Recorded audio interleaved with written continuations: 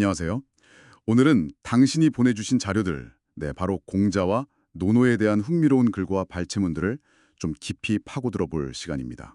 네, 반갑습니다. 수천 년 전 춘추시대의 지혜가 오늘 바로 당신에게 어떤 새로운 의미를 던져줄 수 있을지 한번 그 핵심 통찰을 찾아보겠습니다. 준비되셨나요? 네, 그럼요. 공자는 뭐랄까, 그 격동의 시대를 살면서 이상사회를 꿈꿨지만, 현실 정치보다는 교육을 통해 세상을 바꾸려 했던 인물이죠. 맞아요. 당신이 보내주신 자료들을 보니까 공자의 삶과 철학이 그냥 고전 연구가 아니라 이 현대사회 문제들과 어떻게 연결되는지 거기에 좀 초점을 맞추고 있더라고요. 네네. 특히 그 인하고 예에 대한 다양한 해석들이 눈에 띄었어요. 맞아요. 그 인이라는 개념. 저도 그게 특히 인상 깊었습니다. 자료 중 하나가 기소불록 물시어인. 그러니까 자기가 원하지 않는 걸 남에게 하지 말라는 거 있잖아요. 네, 유명한 구절이죠. 그걸 단순한 황금률 이상으로 해석하더라고요.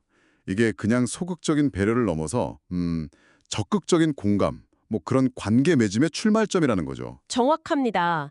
논어에 나오는 충서, 개념?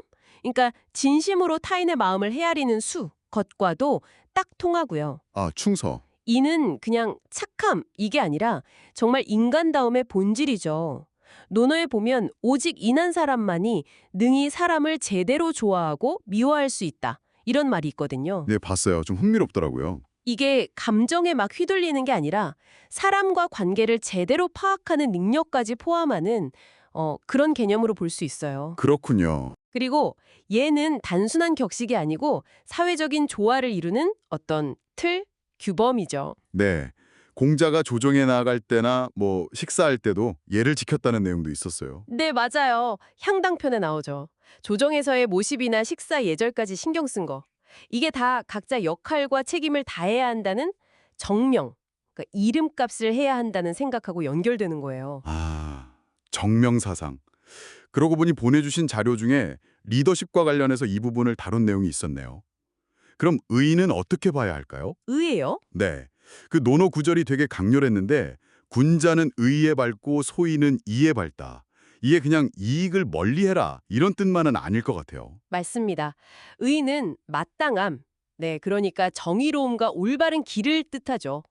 단순히 이익을 추구하는 걸 넘어선 문제예요. 아, 그게 정당한 방식인가?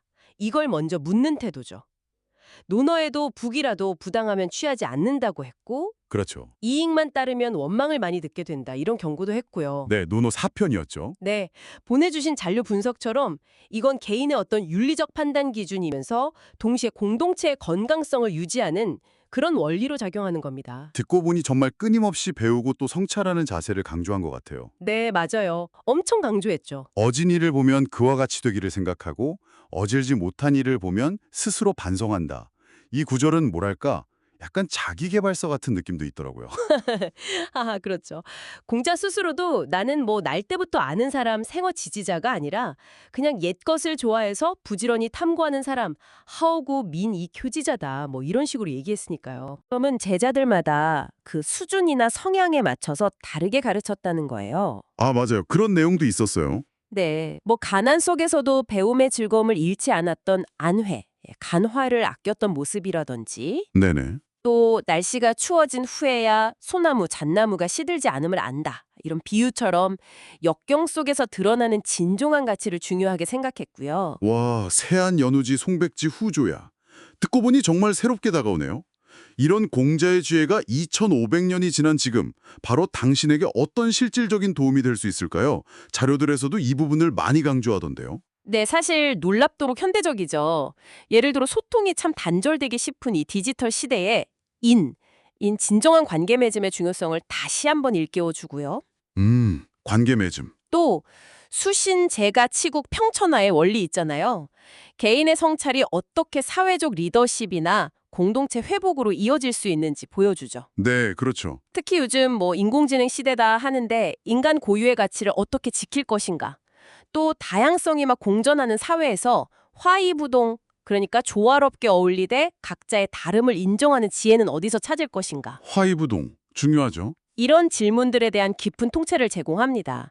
당신이 보내주신 자료들은 공자의 가르침이 그냥 오래된 고전이 아니라 오늘 당신의 삶과 선택에 직접 말을 거는 살아있는 지혜라는 걸 잘 보여주고 있어요. 네, 오늘은 당신의 자료들을 바탕으로 공자와 논어를 통해서 인, 예, 의, 그리고 끊임없는 배움의 가치를 새롭게 조명해봤습니다.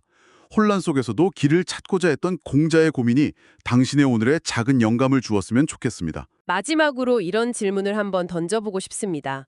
공자는 세 사람이 길을 가면 반드시 내 스승이 있다. 살인행, 비호, 워시연, 니고 했잖아요. 네, 7편에 나오는 구절이죠. 정보는 정말 넘쳐나고 관계는 복잡한 오늘날 당신은 주변의 누구에게서 또 어떤 경험에서 참된 스승을 발견하고 배우면서 스스로를 성장시킬 수 있을까요?